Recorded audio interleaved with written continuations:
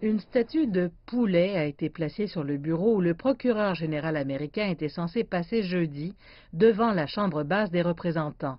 Mais William Barr n'a pas assisté à la modification de la composition du comité judiciaire qui devait permettre aux avocats de le contre-interroger.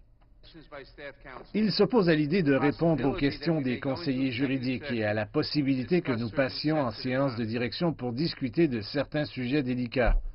Mercredi, les sénateurs ont interrogé William Barr au sujet d'une lettre signée par le procureur spécial Robert Mueller qui lui avait écrit pour se plaindre du résumé de son rapport avant qu'il ne soit rendu public le mois dernier. Robert Mueller a déclaré à William Barr que son manque de contexte et de précision avait provoqué la confusion du public quant aux aspects critiques de l'enquête, en particulier sur la possibilité que Donald Trump ait entravé la justice. Il a plaidé en faveur de la publication de résumés pour chaque volume, des résumés exécutifs rédigés par son bureau. Et si ce n'est pas le cas, des autres documents qui traitent de la raison pour laquelle il n'a pas abordé la question de l'entrave.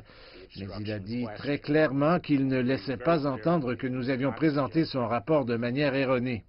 William Barr a conclu qu'il n'y avait pas suffisamment de preuves d'un quelconque crime qui aurait permis à Donald Trump de revendiquer la victoire, même si Robert Mueller ne l'avait pas exonéré de l'allégation d'entrave à la justice. Les législateurs de l'opposition se sont précipités sur lui pour ses interprétations.